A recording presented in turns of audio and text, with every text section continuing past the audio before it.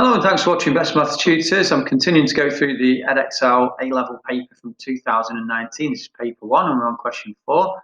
I'm covering all the questions on this paper, so if you find this helpful, please like our video and subscribe to our channel.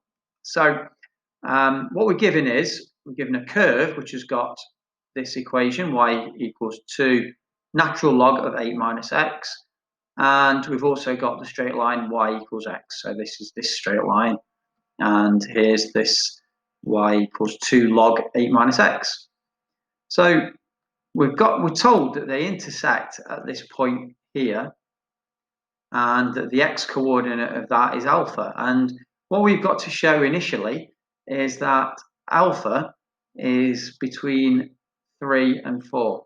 So what that means is the x value where they cross is between 3 and 4.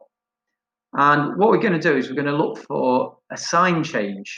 This is the standard way of doing this, a sign change. And we're going to equate the line y equals x to the line y equals 2 natural log of x. So what we're going to get is 2 log of 8 minus x equals x. So at that point where they cross, that would be the case. And if we actually create a function of this, so if we create a function of x, which is, if I get all these over to one side, then we could say it's 2 natural log of 8 minus x, and that would equal 0 at the point of intersection. And on either side of the point of intersection, we get a different sign. So let's have a look at the value when x is equal to 3. So I'm going to get the calculator up and substitute all that in. So we've got 2 times natural log of 8 minus 3 in this case. So that's going to be 5, natural log of 5. Close the bracket, and then minus 3 again. Substitute in. So that's going to give us 0.22 if I round up to 2 decimal places. And I'm actually interested in the sign of this rather than the number to a load of decimal places. So that's positive 0.22. If we look at when x is equal to 4, so this was x equals 3, we'll look at when x equals 4, we're going to find the function of x equals 4.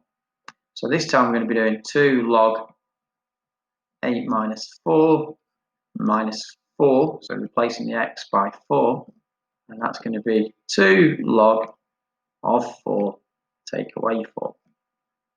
And what I'm expecting is that this time I'll get a negative number, and we can see that that's what we might expect, because on this side of the line we can see that the 2 log 8 minus x is larger than the y equals x. So we expect that when we take the y equals x from the 2 log 8 minus x, we're going to get a positive number. But on this side, at 4, so we're saying there's the intersection, on this side of the intersection, we can see actually the 2 log 8 minus x is smaller than the graph of y equals x. So we're expecting that when we take this value away from this value, we're going to get a negative answer. So let's have a look and see if we do. So I'm now just going to use the replay button. So if I change that to delete that and replace it with a 4, and then delete the 3, put 4, let's see what we get. We should get a negative answer, and we do. We get a negative answer. So negative 1.23. So we can say that since f of 3, that means when x is 3, is greater than 0, i.e. it's positive, and f of 4 is less than 0, so when x is 4, we get a negative answer, like this. Then we've got a sign change between these two values of x, and that's enough to know that the solution of when these two lines cross each other and then the value of alpha is between 3 and 4. So in the second part of the question, we've got an iteration formula. So this is we start off with a value of x. So in this case, we're starting off with x equals 4, and we then get a series of values of x. So we start off with our value of x equals 4, that's x1. And then from that, we would substitute that into our formula here. And that would allow us to find the next value along. So we could find x2 from substituting into the formula here. So we would say the second value of x would be putting in 2 times natural log of 8 minus 4 being 4 there, so 4 inside the brackets. And that would give us x2. So if I work out what that is, we get 2.7725. So I'm just going to keep using the answer button to get the next value, but we've got 2.775. Now say I want to get x3, so a third value, which is ever getting closer to this solution. What I would do is I'd substitute this 2.775 back into that formula. So I would get 2 log of 8 minus, and then we would say minus 2.775. So because we're dealing with a lot of decimals here, what I'm going to do is I'm just going to use the replay button and delete that and say 8 minus, and then the answer button will give me the 2.775, but perfectly accurately with all the decimal points I need. And if I press the equals, that'll give me x3. And we can see, so x3 is 3.3078.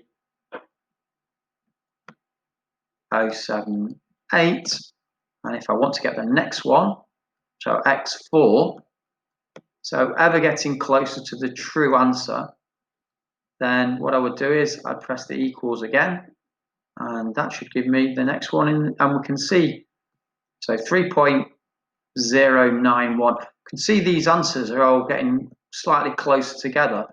For us to keep pressing the equals button quite a few times, so we can see we're starting to get, so 3.155, starting to get so that the actual answer is going to stay the same after a few presses of this. So doing loads and loads of these iterations would gradually zero in on the final answer. So what they've asked us to do, though, is determine whether or not this iterative formula can be used to find an approximation for alpha justifying our answer. So this was showing you, I was just trying to show you how the iterative formula worked, but the method we would do, start off with x equals 4. So we'd join that up to the actual curve, and we go across then to the diagonal line, which is the y equals x. And from that, we project up to the curve. So we've put in x1 here. And the value that we've then got when we project from the curve to the diagonal, the line y equals x, is actually our x2. And then we project up again to the curve with that x2. So that's equivalent to substituting x2 back into our formula here. And we then project across from there, like that, to the line y equals x. That value is our x3 when we projected it. And then we project that onto the curve again. And we would keep going. So we go from the curve to the line, to the curve, and we are gradually zeroing in on the point. So what I'm saying here is that it can be used as an iterative formula because the lines do converge onto the root. As we can see with this spiral, it spirals inwards. And sometimes these don't work because instead of it converging inwards, so spiraling inwards, you can actually end up with a spiral that does the opposite and actually spirals outwards, something like that, if you can imagine. In our case, though, the lines do converge onto the root. So that's why it is it's okay to use as an approximation for alpha. So I hope that's been helpful to you. If it has, please like our video and subscribe to our channel to see more of our videos. Thanks for watching.